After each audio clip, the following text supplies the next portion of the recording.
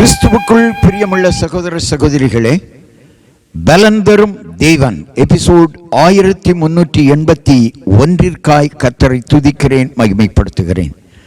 இந்த நாளிலும் நீதிமொழிகள் 15ஆம் அதிகாரம் 12வது வசனம் சொல்லுகிறது, பரியாசக்காரன் தன்னை கடிந்து கொள்ளுகிறவனை நேசியான், ஞானவான்களிடத்தில் போகவும் மாட்டான். பிறரை பரியாசம் பண்ணுகிறவன், நாமும் பரியாசம் பண்ணக்கூடாது, பரியாசம் பண்ணுகிறவர்களுடைய பாதையிலே நிற்கவும் கூடாது. பரியாசக்காரர் நிற்கும் இடத்தில் நிற்கவே கூடாது என்று சொல்லி சங்கீதம் 1 சொல்லப்பட்டிருக்கிறது. பரியாசக்காரன் தன்னை கடிந்து கொள்ளுகிறவனை நேசிக்க மாட்டான். என கண்பான தேவனுடைய பிள்ளைகளே, பரியாசக்காரர்கள் இடத்துல நாம் சிநேகம் கொள்ளக்கூடாது. பரியாசக்காரர்களை விட்டு விலகி நிற்க வேண்டும். பரியாசக்காரனுக்கு நாம் கடிந்து புத்தி சொல்லுவோமானால் அவன் அதை நேசிக்கவும் மாட்டான், சொல்லுகிறவர்களை நேசிக்கவும் மாட்டான்.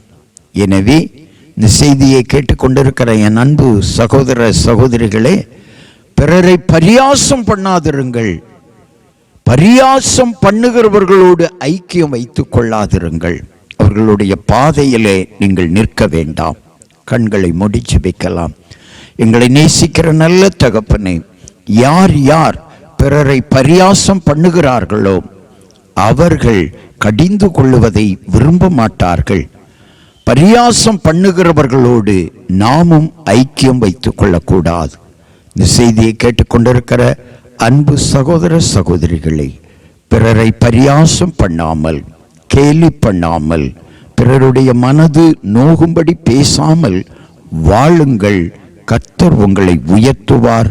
உங்கள் காரியமாய் கர்த்தர் தாமே பரிந்துரை செய்து உங்கள் காரியத்திலே ஜெயத்தை கட்டளையிடுவார். இயேசுவின் நாமத்தில் ஜெபிக்கிறேன் பிதாவே, ஆமென்.